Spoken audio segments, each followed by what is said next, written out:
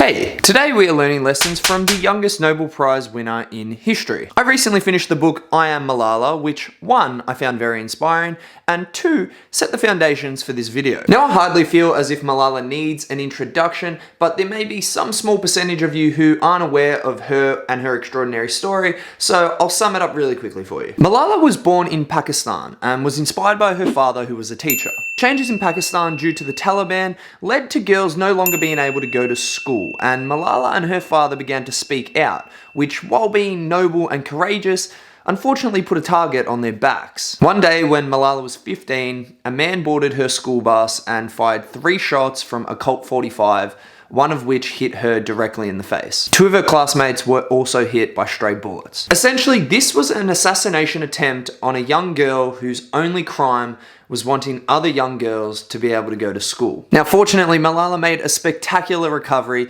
and rather than shy away and live a life hidden from the eyes of people who may do her harm, she came back with more purpose and more charisma than ever before. Today, the world pour out support for Malala and her cause, and she has become one of the most influential people in the world, and without a doubt is one of the loudest voices advocating for girls' education across the globe. Now, I feel a particularly strong bond to this story because I myself hold education in such high esteem. It's why I read so much. It's why I'm studying to become a teacher, and it's pretty much why I make these videos in the first place. I truly believe that education is the most powerful tool we have to live prosperous and meaningful lives, and I mean that both individually and societally. So the lessons I learned from Malala weren't particularly about the importance of education, but rather about how education is stolen from millions of girls across the globe, and the benefits that all of us can gain if we can provide them with this basic human right. So there are many reasons why girls may only go to school partially,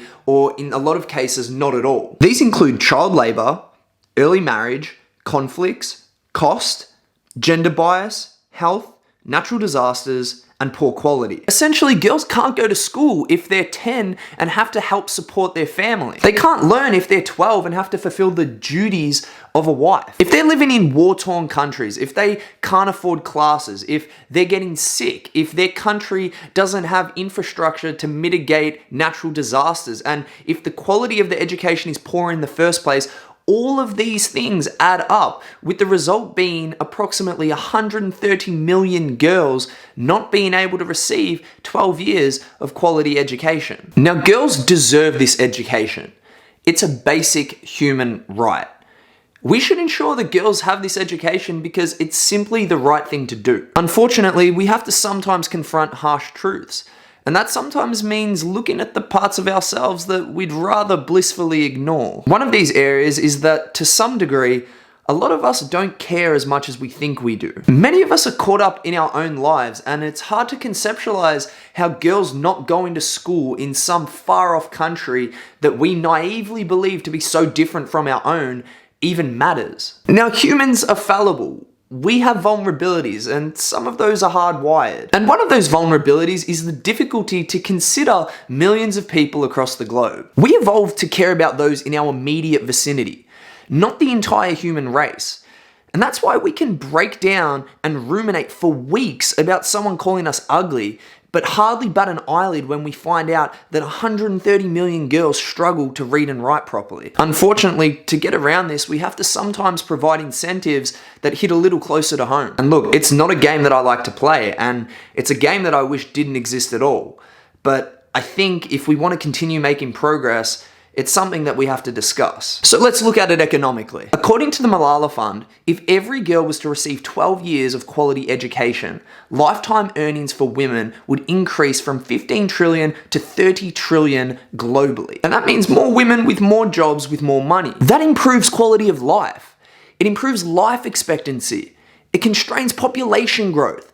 It helps economies get richer and in turn contribute more to the global economy. This makes everyone's lives better, including yours and your families. Giving more girls the opportunity to receive 12 years of quality education allows them to contribute to the workforce, and that provides more minds to offer more solutions to current and future problems. It's not really up for debate Helping girls in countries such as Nigeria, Pakistan, Afghanistan, Jordan, Brazil, and heaps of others will make the world a better place, and its trickle-down effects will make your life better individually as well. Now, I just want to add that girls having the right to go to school is not about you, and it's not about me either.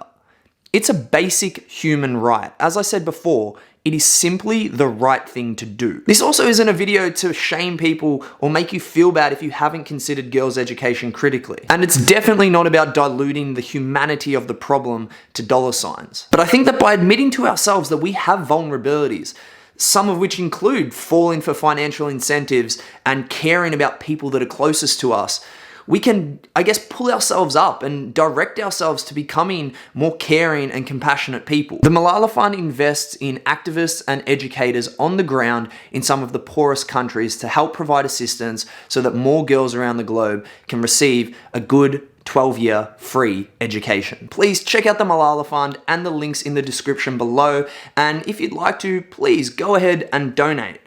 If that's not feasible, then use the Malala Fund as a springboard so that you can learn more about girls' education across the globe and see if there might be anything else that you can do to help. To summarize, providing more girls with quality education will improve the lives of women. It will improve the quality of life for poorer families. It will improve global and domestic economies. It will directly and indirectly make your life better. And lastly, it's the right thing to do. Okay, that's it. Thank you for watching. Stay safe and happy, and I'll see you guys next week. All I hear, go get the money, so I go get it.